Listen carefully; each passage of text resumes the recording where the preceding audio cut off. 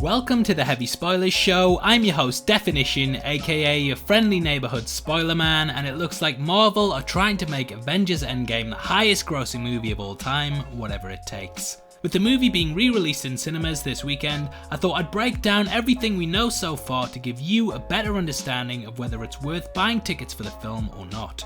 There will of course be heavy spoilers here, so if you don't want to know anything about the movie, then I highly recommend that you turn off now. With that out of the way, I just want to give a huge thank you for clicking this video. I hope you enjoy it. Now sit back, relax, and let's get into my breakdown of the new Avengers Endgame footage. Okay, so whilst it was originally speculated that the new footage would centre around Tony Stark meeting a teenage Morgan, played by none other than Catherine Langford, Marvel execs have come forward and denied this rumour. Originally the scene was in screenings for the film and took place just after Tony Stark completed the snap that wiped out Thanos and his forces. Similar to Thanos, upon carrying out the snap, Stark went to the Soul Stone and in conversation with his daughter he was told that it was worth it.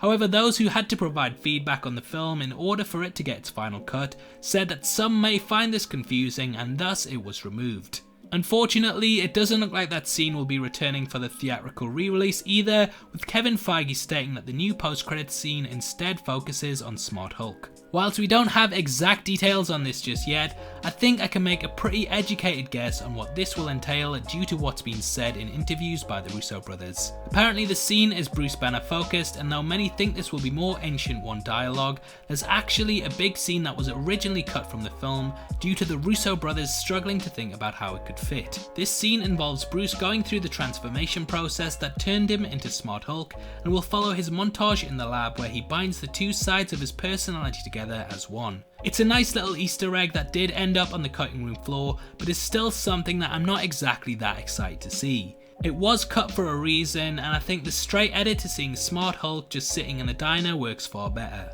In addition to this, we also know that there will be a Stan Lee tribute that will make its way to the Blu-ray, and then a 3-minute clip of Spider-Man Far From Home, which has not been shown in trailers or promotional material.